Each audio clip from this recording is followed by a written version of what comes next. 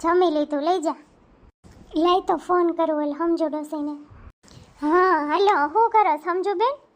આ મારું વહુ છે ને સમજુ બેન, હું વાત કરું. મને હાવ કેવું ખાવાનું ખવડાવે, સલાડ હાવ ખવડાવે, મગ બાફેલા ખવડાવે, જરાય મીઠું મરચું મસાલા ન હોય, અને તેલ તો તમને આમ ટીપું જોવાય ન મળે, હાવ એવું ખવડાવે. મારા તો ભાગ ફૂટ્યા કે મને આવી વહુ ભટકાણી, શું કરું?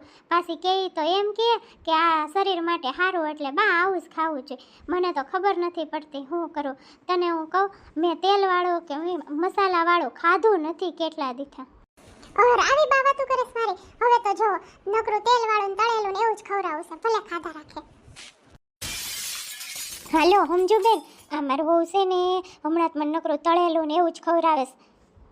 આજણ મારા હાટું સમોસા બનાવ્યા ને લાડવા બનાવ્યા ને, અને લાડવામાં ઘી કેટલું નાખ્યું એને ખબર છે. મને ડૉક્ટરે હાવ ઘી ખાવાની ના પાડીશ, પણ મને તો એવું લાગે કે મને ખવડાવીને મારી નાખવાનો વિચાર લાગે. અરે બા આવી વાતું કરે પાછી મારી. આ હાહુને જ ખવડાવો તોય વાંધો, ન ખવડાવો તોય વાંધો. આ હાહુને એકેય વાતે ન પગાય. શું કરવું આ હાહુને કોઈ ન પોગી શકે.